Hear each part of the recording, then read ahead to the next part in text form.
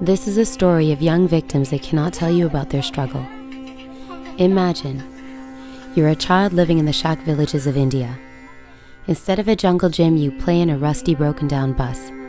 Instead of a ball, you toss and chase bottle caps and rocks. The children of Zion are no different than children anywhere else in the world.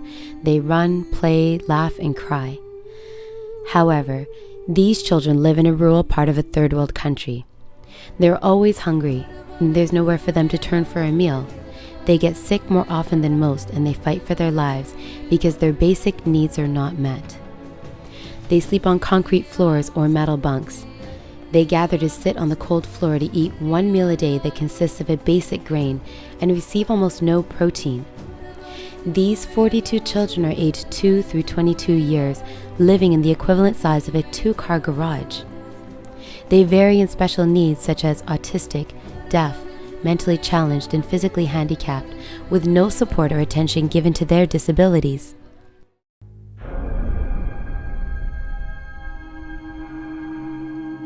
I ran into some street kids in a village begging me to feed them while on a pilgrimage. I asked myself, what happens when I leave? Where will their next meal come from? When there were few, I could support them alone.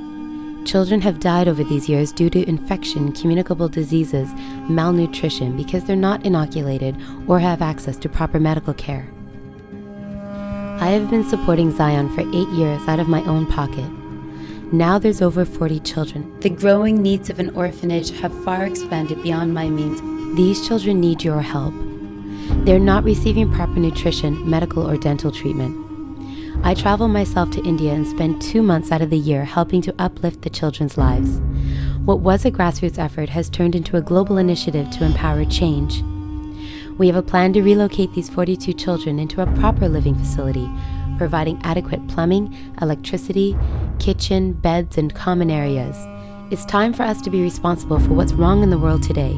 It's up to us to make a change. Gandhi says, "Be the change you wish to see in the world."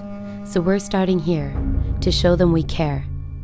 It takes so little to do so much. Why do we choose to help these 42 children of the millions that are starving? Because we can, and so we will. Join us. OneLoveNow.org